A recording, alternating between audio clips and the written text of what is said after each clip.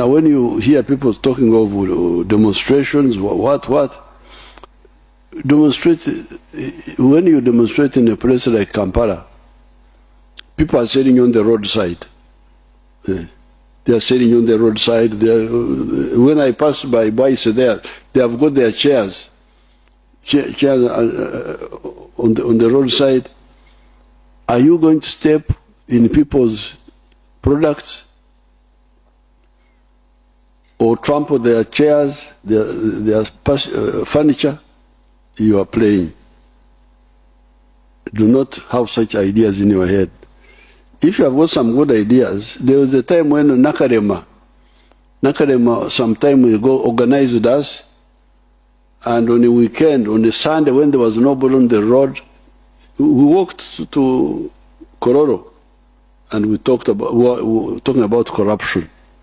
So if you want, contact Nakarema on a day when there is no Sunday, there's no traffic here in the center. At least we can go to Kororo and talk nicely about whatever we want to talk about, but do not bring.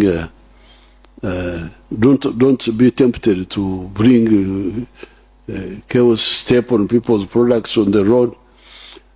Do you have to seek to generate chaotic behavior? What right do you have? We are busy producing wealth. You are getting cheap food. Other people in the other parts of the world are starving. They are crying for hunger. And you here, you want to disturb us.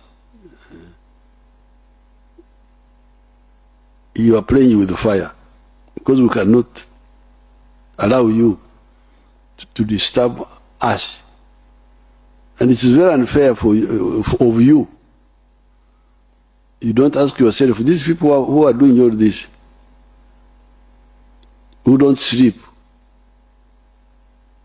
who work all the time so that I get cheap food, I get easy things. What will they say if I try to disturb them?